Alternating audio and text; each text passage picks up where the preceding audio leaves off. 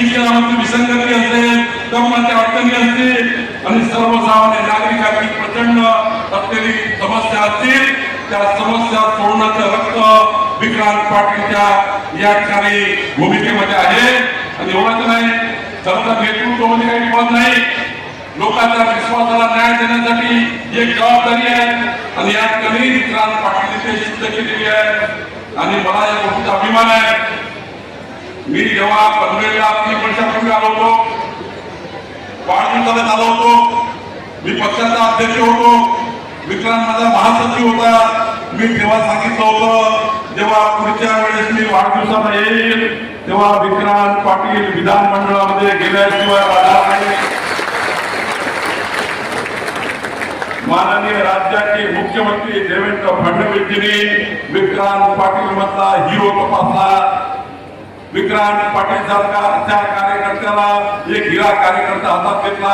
आणि मला अभिमान आहे की राज्याचे मुख्यमंत्री देवेंद्र फडणवीसजींनी माझं म्हणणं ऐकलं, माझ्या म्हणण्यावर विश्वास केला आणि खऱ्या अर्थाने विक्रांत पाटील सारखा एक लोकनेता महाराष्ट्राच्या विधानमंडळामध्ये आज एक प्रचंड शक्तिशाली आमदार म्हणून त्या ठिकाणी काम करतोय.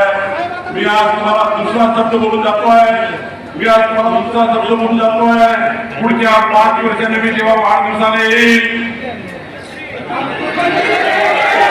तेव्हा विक्रांत पाटील, कारण विक्रांत आता डिलिमिटेशन होणार आहे, डिलिमिटेशन होणार आहे.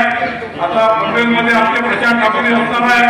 आमचे या ठिकाणी पनवेलचे अजून काहीतरी चांगले त्या ठिकाणी विधिमंडळाचे अनेक भाग होणार आहे. काळजी करू नका. नवीन डिलिमिटेशन मध्ये प्रशांत ठाकूरसाठी एरिया असणार आहे, पण विक्रांत पाटीलला लाल नाही, त्यांच्या खिशावर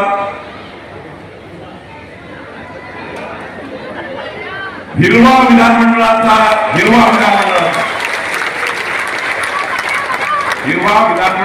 बिल्ला आमचे पार्टीचे अध्यक्ष रवींद्र चव्हाणजी आणि माननीय मुख्यमंत्री देवेंद्र फडणवीस यांच्या खऱ्या अर्थाने या ठिकाणी हिरवा विधिमंडळाचा जो आमचा सन्मानाचा बिल्ला आहे, म्हणजे महाराष्ट्र विधानसभेमध्ये विक्रांत पाटील या खऱ्या अर्थाने लोकनेता म्हणून निवडून करायचं राहणार नाही. एकीकडे प्रशांत ठाकूरजी काम करतात आहे, दुसरीकडे विक्रांत पाटीलजी. मला माहिती आहे पनवेलचे 2-3 मतदारसंघ होणार, काळजी करू नको.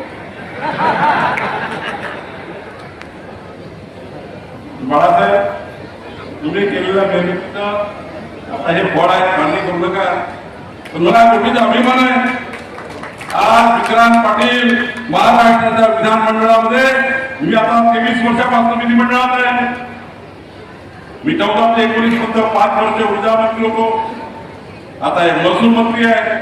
मी जेव्हा विधिमंडळात गेलो तेव्हा पहिले 5 वर्ष मला विधिमंडळाची गोल इमारत, मंत्रालयाची 7 मजल्याची इमारत, जिथं महाराष्ट्राच्या 14 कोटी जनतेचं झोपून उठल्यापासून झोपतपर्यंत मनुष्याच्या जीवाचं, मनुष्याच्या मालमत्तेचं रक्षण करण्याचं सरकार, मला 5 वर्ष लागलं. मला 5 वर्ष लागले विधिमंडळाचं संपूर्ण कामकाज समजायला. पण मला गोष्टीचा अभिमान आहे, मला 5 वर्ष त्या काळामध्ये लागले, पण विक्रांत पाटीलने 1 वर्षामध्ये पूर्ण विधिमंडळ, संपूर्ण मंत्रालयावर आपला या ठिकाणी नेतृत्वाचा ठसा उठवला.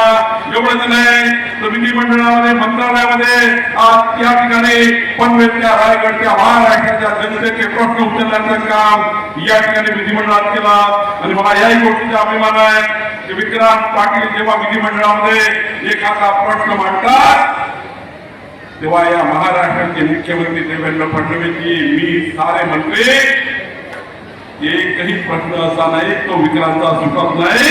विक्रांतने मांडलेलं हे या ठिकाणी सोडवण्याचं काम सरकार करतं. मला गोष्टीचा अभिमान आहे, जेव्हा विक्रांतने आपला प्रश्नांना या ठिकाणी लोकांच्या नैनामधल्या लोकांच्या खरेदी विक्री होत नव्हत्या, नैनामध्ये हजारो लोक ज्यांनी जमीन घेतली, ज्यांनी प्लॉट घेतले, खरेदी विक्री होत नव्हत्या. विक्रांत पाटीलने प्रश्न मांडला आणि आज मला गोष्टीचा अभिमान आहे. किती व्यक्ती झाला विक्रांत?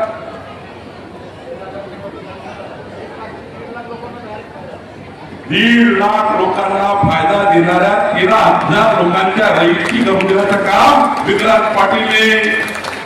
बघा, एक आपला कार्यकर्ता पदावर गेल्यावर काय होतं, एक आपला नेता महाराष्ट्र विधिमंडळात गेल्यावर काय होतं. आज विक्रांत पाटील विधिमंडळात नसते आले, 13,000 परिवारांना 1.5 लाख जनतेला हा त्यांचा प्रश्न नसता. खऱ्या अर्थाने एक मोठा प्रवास या ठिकाणी ते करतात आहे.